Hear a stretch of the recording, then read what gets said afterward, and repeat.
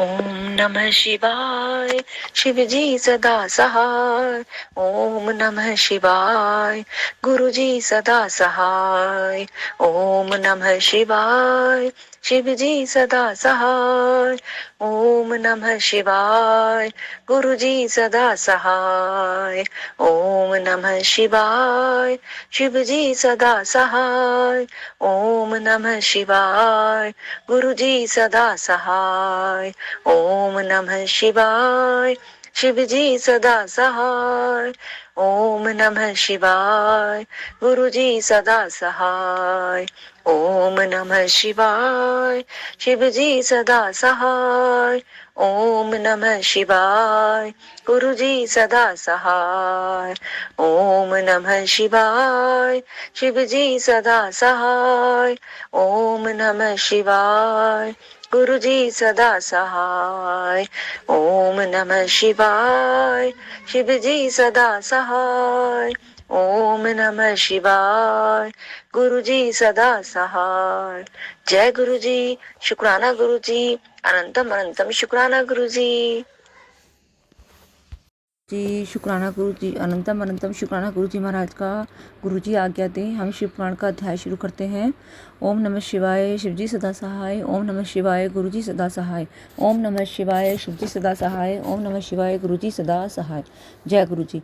दक्ष के यज्ञ की रक्षा के लिए भगवान विष्णु से प्रार्थना। भगवान का शिव द्रोह जनित संकट को टालने में अपनी असमर्थता बताते हुए दक्ष को समझाना तथा सेना सहित वीरभद्र का आगमन। दक्ष बोले, देव देव हरे विष्णु दीन बंधु कृपा निधे, आपको मेरी और मेरे यज्ञ की रक्षा करनी चाहिए। प्रभु, आप ही यज्ञ के रक्षक हैं, यज्ञ ही आपका कर्म है और आप यज्ञ स्वरूप हैं। आपको ऐसी कृपा करनी चाहिए जिससे यज्ञ का विनाश न हो। ब्रह्मा जी कहते हैं, मुनीश्वर, इस तरह अनेक प्रकार से सादर प्रार्थना करके दक्ष भगवान श्री हरि के चरणों में गिर पड़े। उनका चित्त भय से व्याकुल हो रहा था।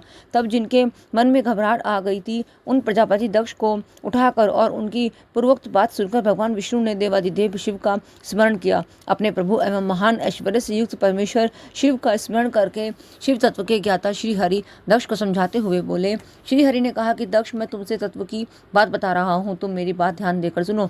मेरा यह वचन तुम्हारे लिए सर्वथा हितकर तथा महामंत्र के समान सुखदायक होगा। दक्ष, तुम्हें तत्व का ज्ञान नहीं है, इसलिए तुमने सबके अधिपति परमात्मा शंकर की अवहेलना की है। ईश्वर की अवहेलना से सारा कार्य सर्वथा निष्फल हो जाता है। केवल इतना ही नहीं, पग पग पर विपत्ति भी आती है। जहाँ पूज्य पुरुषों की पूजा होती है और पूजनीय पुरुष की पूजा नहीं की जाती, वहाँ दरिद्रता, मृत्यु तथा भय, ये तीन संकट अवश्य प्राप्त होंगे। इसलिए संपूर्ण प्रयत्न से तुम्हें भगवान वृषभध्वज का सम्मान करना चाहिए। महेश्वर का अपमान करने से ही तुम्हारे ऊपर महान भय उपस्थित हुआ है। हम सब लोग प्रभु होते हुए भी आज तुम्हारी दुर्नीति के कारण जो संकट आया है उसे टालने में समर्थ नहीं है। यह मैं तुमसे सच्ची बात कहता हूँ। ब्रह्मा जी कहते हैं कि नारद, भगवान विष्णु का यह वचन सुनकर दक्ष चिंता में डूब गए। उनके चेहरे का रंग उड़ गया और वे चुपचाप पृथ्वी पर खड़े रह गए। इस समय भगवान रुद्र के भेजे हुए गणनायक वीरभद्र अपनी सेना के साथ यज्ञ स्थल में जा पहुंचे। वे सबके सब बड़े शूरवीर, निर्भय तथा रुद्र के समान ही पराक्रमी थे। भगवान शंकर की आज्ञा से आए हुए उन गणों को गणना असंभव थी। वे वीर शिरोमणि रुद्र सैनिक जोर जोर से सिंहनाद करने लगे। उनके उस महानाद से तीनों लोग गूंज उठे। आकाश धूल से ढक गया और दिशाएं अंधकार से आवृत हो गईं। सातों दीप्तों में युक्त पृथ्वी अत्यंत भय से व्याकुल हो पर्वत, वन और काननों सहित कांपने लगी तथा संपूर्ण समुद्रों में ज्वार आ गया।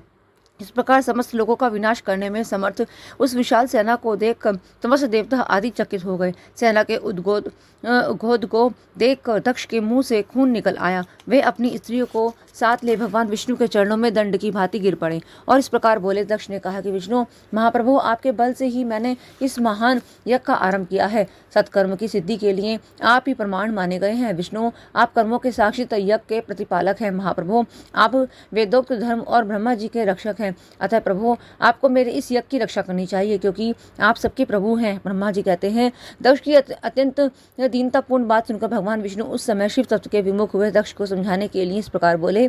श्री विष्णु ने कहा कि दक्ष, इसमें संदेह नहीं है कि मुझे तुम्हारे यज्ञ की रक्षा करनी चाहिए, क्योंकि धर्म परिपालन विषयक जो मेरी सत्य प्रतिज्ञा है वह सर्वत्र विख्यात है। परंतु दक्ष, मैं जो कुछ कहता हूँ उसे तुम सुनो। इस समय अपनी क्रूरतापूर्ण बुद्धि को त्याग दो। देवताओं के क्षेत्र नैमिषारण्य में जो अद्भुत घटना घटित हुई थी उसका तुम्हें स्मरण नहीं हो रहा है क्या? तुम अपनी कुबुद्धि के कारण उसे भूल गए? यहाँ कौन भगवान रुद्र के कोप से तुम्हारी रक्षा करने में समर्थ है?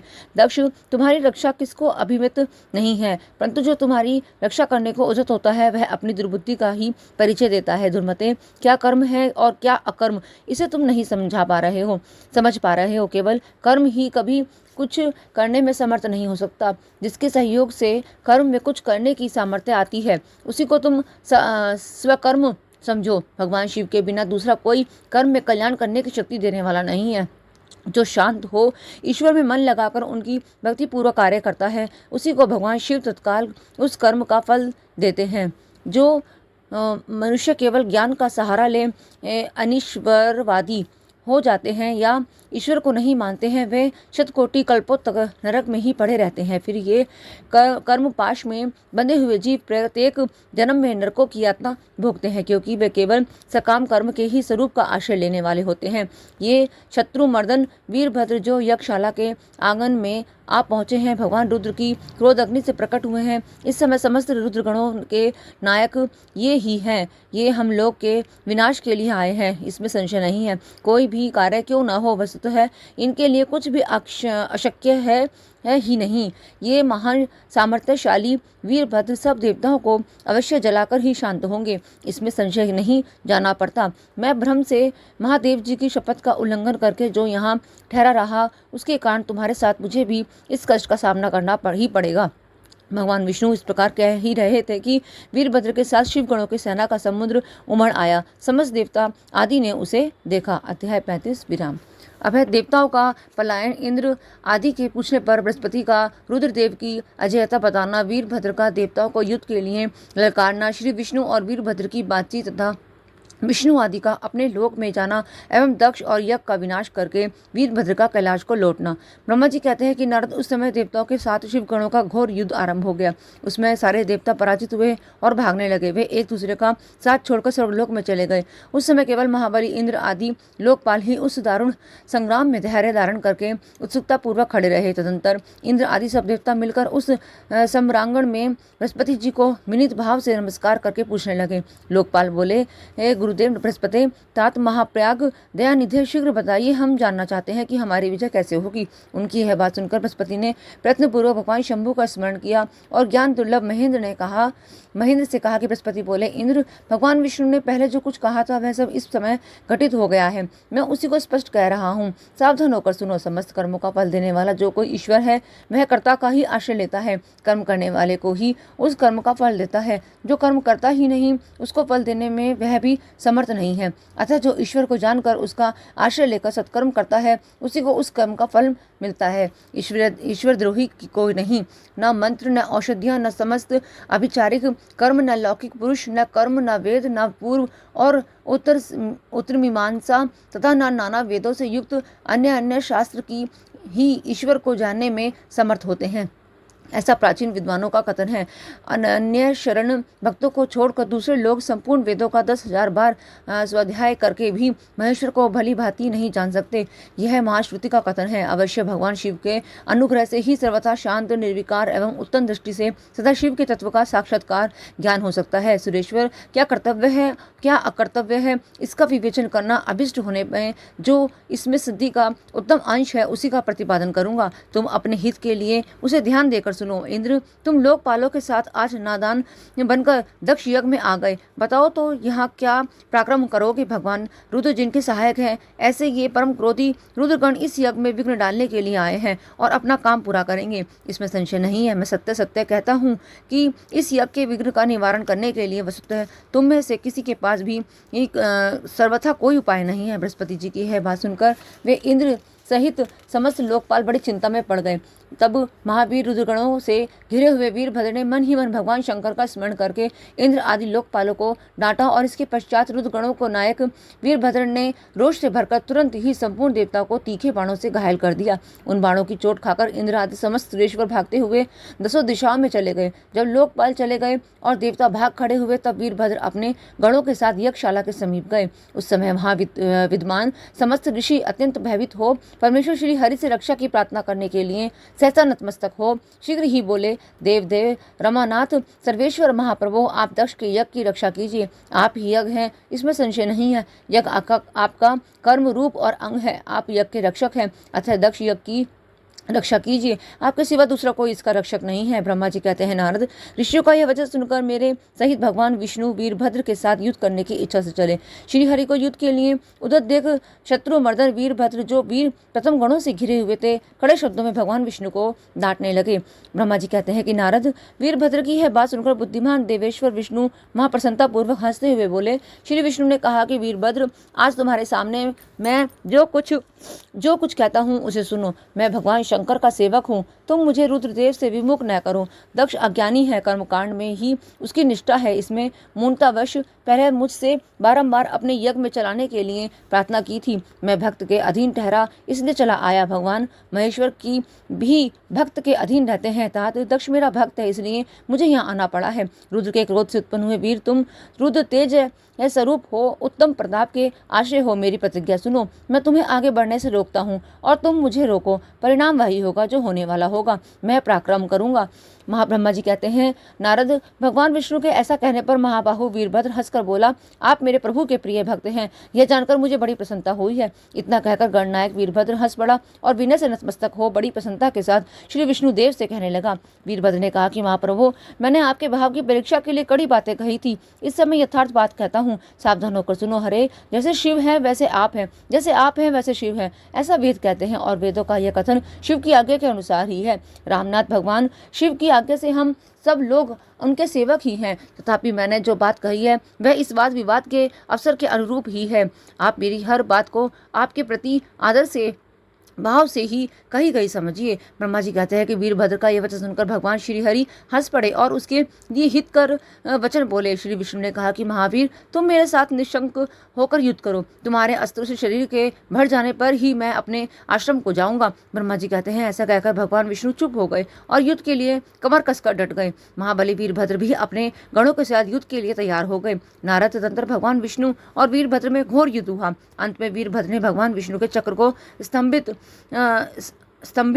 कर दिया तथा षाडंग धनुष के 3 टुकड़े कर डाले। तब मेरे द्वारा एवं सरस्वती द्वारा बोधित हुए श्री विष्णु ने उस महान गणनायक वीरभद्र को असह्य तेज से उत्संपन्न जानकर वहां से अंतर्ध्यान होने का विचार किया। दूसरे देवता भी यह जान गए कि सती के प्रति जो अन्याय हुआ है उसी का यह सब भावी परिणाम है। दूसरे के लिए इस संकट का सामना करना अत्यंत कठिन है। यह जानकर वे सब देवता अपने सेवकों के साथ स्वतंत्र सर्वेश्वर शिव का स्मरण करके अपने अपने लोक को चले गए। मैं भी पुत्र के दुख से पीड़ित हो अत्यंत सत्य लोक में चला आया और अत्यंत दुख से आतुर हो सोचने लगा कि अब मुझे क्या करना चाहिए। मेरे तथा श्री विष्णु के चले जाने पर मुनियों सहित समस्त यज्ञ के आधार रखने वाले देवता शिव गणों द्वारा पराजित हो भाग गए। उस उपद्रव को देखकर और उस महामख का विध्वंस निकट जानकर वह यज्ञ भी अत्यंत भयभीत हो मृग का रूप धारण करके वहां से भागा। मृग के रूप में आकाश की ओर भागते देखकर वीरभद्र ने उसे पकड़ लिया और उसका मस्तक काट डाला। फिर उन्होंने मुनियों तथा देवताओं के अंग भंग कर दिए और बहुतों को मार डाला। प्रतापी मणिभद्र ने भृगु को उठाकर पटक दिया और उनकी छाती को पैर से दबाकर तत्काल उसकी दाढ़ी मूछ नोच ली। चंड के बड़े वेग से पूषा के दांत उखाड़ लिए, क्योंकि पूर्व काल में जिस समय महादेव जी को दक्ष के द्वारा गालियां दी जा रही थी उस समय वे दांत दिखा दिखाकर हंस रहे थे। नंदी के भक्त को रोषपूर्वक पृथ्वी पर दे मारा और उनकी दोनों आंखें निकाल ली, क्योंकि अब दक्ष शिव जी को श्राप दे रहे थे। उस समय वे आंखों के संकेत थे अपना अनुमोदन सूचित कर रहे थे। वहाँ रुद्र गणनायकों के ने स्वधा स्वाहा और दक्षिणा देवियों की बड़ी विडंबना दुर्दशा की। वहाँ जो मंत्र तंत्र तथा दूसरे लोग थे उनका भी बहुत तिरस्कार किया। ब्रह्मपुत्र दक्ष भय के मारे अंतर्वेदी के भीतर छिप गए। वीरभद्र उनका पता लगाकर उन्हें बलपूर्वक पकड़ लाए। फिर उनके दोनों गाल पकड़कर उन्होंने उनके मस्तक पर तलवार से आघात किया, परंतु योग के प्रभाव से दक्ष का सिर अभेद हो गया था, इसलिए कट नहीं सका। जब वीरभद्र को ज्ञात हुआ कि संपूर्ण अस्त्र शस्त्रों से इनके मस्तक का भेदन नहीं हो सकता, तब उन्होंने दक्ष की छाती पर पैर रखकर दबाया और दोनों हाथों से गर्दन मोड़कर तोड़ डाली। फिर शिवद्रोही दुष्ट दक्ष के उस सिर को गणनायक वीरभद्र ने अग्निकुंड में डाल दिया। तदंतर जैसे सूर्य घोर अंधकार राशि का नाश करके उद्याचल पर आरूढ़ होते हैं, उसी प्रकार वीरभद्र दक्ष और उनके यज्ञ का विध्वंस करके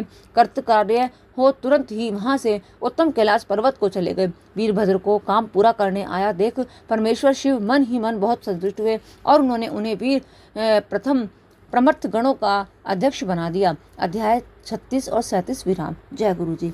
अब है श्री विष्णु की पराजय में दधीची मुनि के शाप को कारण बताते हुए दधीची और शुभ के विवाद का इतिहास। मृत्युंजय मंत्र के अनुष्ठान से दधीची की अवैधता तथा श्री हरि का अशुभ को दधीची की पराजय के लिए यत्न करने का आश्वासन। सूजी कहते हैं कि महर्षियों अमित बुद्धिमान ब्रह्मा जी की कही हुई यह कथा सुनकर दिलश्रेष्ठ नारद विस्मय में पड़ गए। उन्होंने प्रसन्नतापूर्वक प्रश्न किया। नारद जी ने पूछा कि पिताजी, भगवान विष्णु शिव को छोड़कर अन्य देवताओं के साथ दक्ष के यज्ञ में क्यों चले गए, जिसके कारण वहां उनका तिरस्कार हुआ? क्या वे प्रलयकारी पराक्रम वाले भगवान शंकर को नहीं जानते थे? फिर उन्होंने अज्ञानी पुरुष की भांति रुद्रगणों के साथ युद्ध क्यों किया? करुणानिधे, मेरे मन में यह बहुत बड़ा संदेह है। आप कृपा करके मेरे इस संशय को नष्ट कर दीजिए और प्रभु मन में उत्साह पैदा करने वाले शिव चरित्र को कहिए। ब्रह्मा जी ने कहा कि नारद, पूर्व काल में राजा शुभ की सहायता करने वाले श्री हरि को दधीची मुनि ने शाप दे दिया था, जिससे उस समय वे इस बात को भूल गए और वे दूसरे देवताओं के साथ ले दक्ष के यज्ञ में चले गए।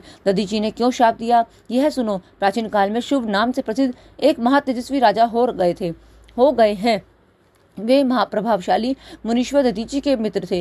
दीर्घकाल की तपस्या के प्रसंग से शुभ और दधीची में विवाद आरंभ हो गया, जो तीनों लोकों में महान अनर्थकारी के रूप में विख्यात हुआ। उस विवाद के वेद के विद्वान शिव भक्त दधीची कहते थे कि शूद्र, वैश्य और क्षत्रिय इन तीनों वर्णों से ब्राह्मण ही श्रेष्ठ है, इसमें संशय नहीं है। महामुनि दधीची की यह बात सुनकर धन वैभव के मत से मोहित हुए राजा शुभ ने उसका इस प्रकार प्रतिवाद किया। शुभ बोले, राजा इंद्र आदि 8 लोकपालों के स्वरूप को धारण करता है। वह समस्त वर्णों और आश्रमों का पालक एवं प्रभु है। इसके लिए राजा ही सबसे श्रेष्ठ है। राजा की श्रेष्ठता का प्रतिपादन करने वाली श्रुति भी कहती है कि राजा सर्वदेव में है। मुने, इस श्रुति के कथा अनुसार जो सबसे बड़ा देवता है वह मैं ही हूँ। इस विवेचन से ब्राह्मण की अपेक्षा राजा की श्रेष्ठ सिद्धि होता है।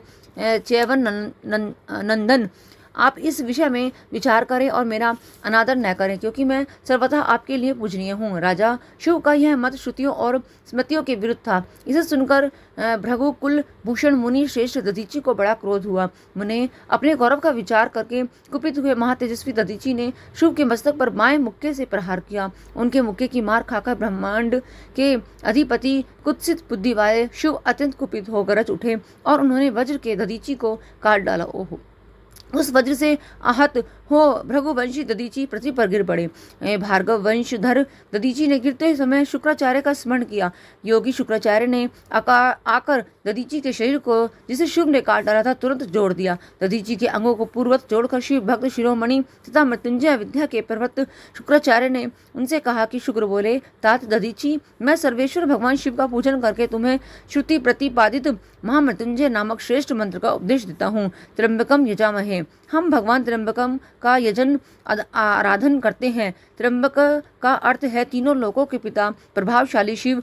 वे भगवान सूर्य, सोम और अग्नि तीनों मंडलों के पिता हैं। सत्व, रज और तम तीनों गुणों के महेश्वर है। आत्म तत्व, विद्या तत्व और शिव तत्व, इन तीन तत्वों के आहवन्य ग्राहपत्य और दक्षिणा अग्नि, इन तीनों अग्नियों के सर्वत्र उपलब्ध होने वाले पृथ्वी, जल एवं तेज, इन तीन मूर्त भूतों के अथवा सात्विक आदि भेद से त्रिविध भूतों के, त्रिविध स्वर्ग के, त्रिभुज के, त्रिधात भूत सबके ब्रह्मा, विष्णु और शिव तीनों देवताओं के महान ईश्वर महादेव जी हैं। यहाँ तक कि मंत्र के प्रथम चरण की व्याख्या हुई। मंत्र का द्वितीय चरण है सुगंधिम पुष्टि वर्धनम। जैसे फूलों में उत्तम गंध होती है, उसी प्रकार वे भगवान शिव संपूर्ण भूतों में, तीनों गुणों में, समस्त कृत्यों में, इंद्रियों में, अन्य अन्य देवों में और गणों में उनके प्रकाश का सारभूत आत्मा के रूप में व्याप्त है। अतः सुगंध युक्त एवं संपूर्ण देवताओं के ईश्वर हैं।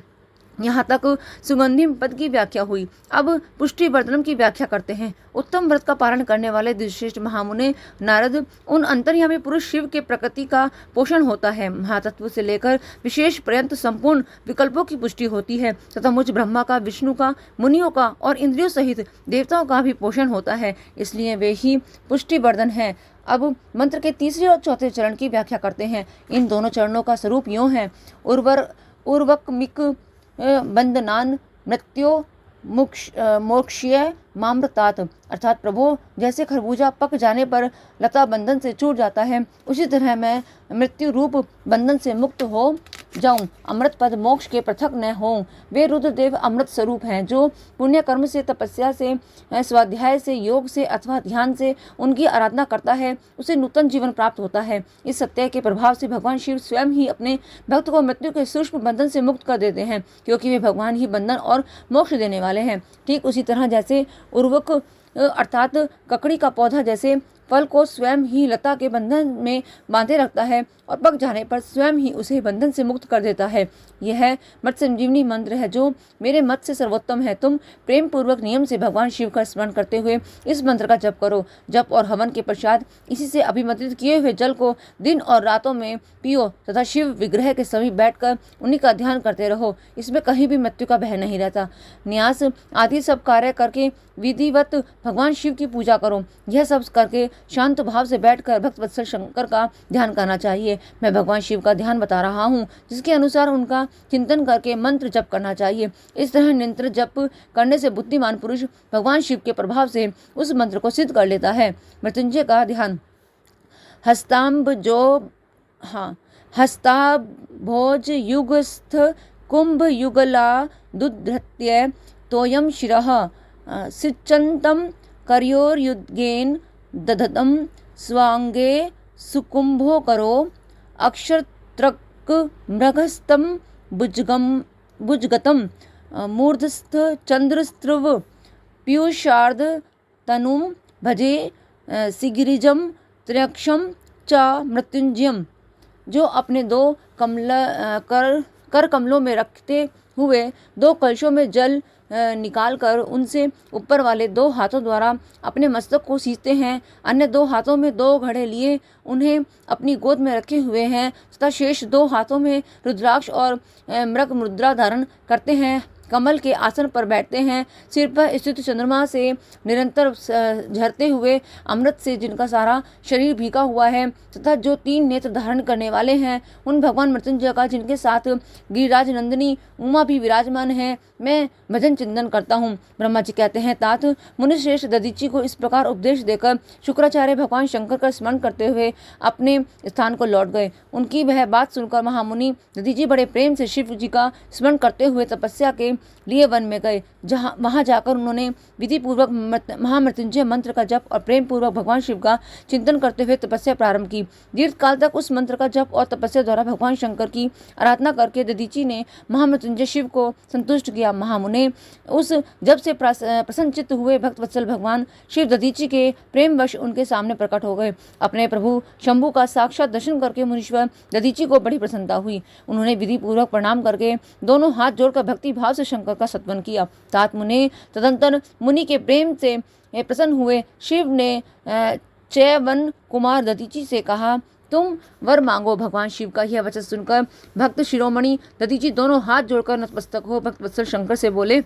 दधीचि ने कहा, देव देव महादेव, मुझे 3 वर दीजिए। मेरी हुड्डी वज्र हो जाए, कोई भी मेरा वध न कर सके और मैं सर्वत्र अधीन रहूं, कभी मुझ में दीनता न आए। दधीचि का यह वचन सुनकर प्रसन्न हुए परमेश्वर शिव ने तथास्तु कहकर उन्हें वे तीनों वर दे दिए। शिवजी से ये 3 वर पाकर वेद मार्ग में प्रतिष्ठित महामुनि दधीचि आनंद मग्न हो गए और शीघ्र ही राजा शिव के स्थान में गए। महादेव जी के अभेद्यता वज्र में अस्थि और अधीनता पाकर दधीचि ने राजेंद्र शिव के मस्तक पर लात मारी। फिर तो राजा शिव ने भी क्रोध करके दधीचि पर वज्र से प्रहार किया। वे भगवान विष्णु के गौरव से अधिक गर्व में भरे हुए थे, परंतु शिव का चलाया हुआ वह वज्र परमेश्वर शिव के प्रभाव से महात्मा दधीचि का नाश न कर सका। इससे ब्रह्म कुमार शिव को बड़ा विस्मय हुआ। मुनीश्वर दधीचि की अविद्यता, अधीनता तथा वज्र के भी बढ़ चढ़कर प्रभाव देखकर ब्रह्म कुमार शिव के मन में बड़ा आश्चर्य हुआ। उन्होंने शीघ्र ही वन में जाकर इंद्र के छोटे भाई मुकुंद की आराधना आरंभ की। वे शरणागत पालक नरेश मृत्युंजय सेवक दधीचि से पराजित हो गए थे। शिव की पूजा से गरुड़ध्वज भगवान मधुसूदन बहुत संतुष्ट हुए। उन्होंने राजा को दिव्य दृष्टि प्रदान की। उस दिव्य दृष्टि से ही जनार्दन देव का दर्शन करके उन गरुड़ध्वज को शिव ने प्रणाम किया और प्रिय वचनों द्वारा उनकी स्तुति की। इस प्रकार देवेश्वर आदि से प्रसन्नचित्त और अजय ईश्वर श्री नारायण देव का पूजन और सत्वन करके राजा ने भक्ति भाव से उनकी ओर देखा तथा उन जनार्दन के चरणों में मस्तक रखकर प्रणाम करने के पश्चात उन्हें अपना अभिप्राय सूचित किया। राजा बोले, भगवान दधीची नाम से प्रसिद्ध एक ब्राह्मण है जो धर्म के ज्ञाता हैं। उनके हृदय में विनय का भाव है, जो वे पहले ही मेरे मित्र थे। इन दिनों रोग शोक से रहित मृत्युंजय महादेव जी की आराधना करके वे उन्हीं कल्याणकारी शिव के प्रभाव से समस्त अस्त्र शस्त्रों द्वारा सदा के लिए अवैत्य हो गए हैं। एक दिन उन महातेजस्वी तपस्वी दधीची ने भरी सभा में आकर अपने बाएं पैर से मेरे मस्तक पर बड़े वेग से अवहेलना पूर्वक प्रहार किया और बड़े गर्व से कहा, मैं किसी से नहीं डरता। हरे, वे मृत्युंजय से उत्तम वर पाकर अनुपम गर्व से भर गए हैं। ब्रह्मा जी कहते हैं, नारद महात्मा दधीची की अवैधता का समाचार जानकर श्री हरि ने महादेव जी के अतुल्य प्रभाव का स्मरण किया। फिर वे ब्रह्मपुत्र राजा शुभ से बोले, राजेंद्र, ब्राह्मणों को कहीं थोड़ा सा भी भय नहीं है। भूपदे, विशेषतः रुद्र भक्तों के लिए तो भय नाम की कोई वस्तु है ही नहीं। यदि मैं तुम्हारी ओर से कुछ करूं तो ब्राह्मण दधीची को दुख होगा और वह मुझ जैसे देवता के लिए भी शाप का कारण बन जाएगा। राजेंद्र, दधीची के शाप से दक्ष के यज्ञ में सुरेश्वर शिव से मेरी पराजय होगी और फिर मेरा उत्थान भी होगा। महाराज, इसलिए मैं तुम्हारे साथ रहकर कुछ करना नहीं चाहता। मैं अकेला ही तुम्हारे लिए दधीची को जीतने का प्रयत्न करूंगा। भगवान विष्णु का यह वचन सुनकर शिव बोले, बहुत अच्छा, ऐसा ही हो। ऐसा कहकर वे उस कार्य के लिए मन ही मन उत्सुक हो प्रसन्नता पूर्वक वहीं ठहर गए। अध्याय 38 विराम। जय गुरु जी, शुक्राना गुरु जी।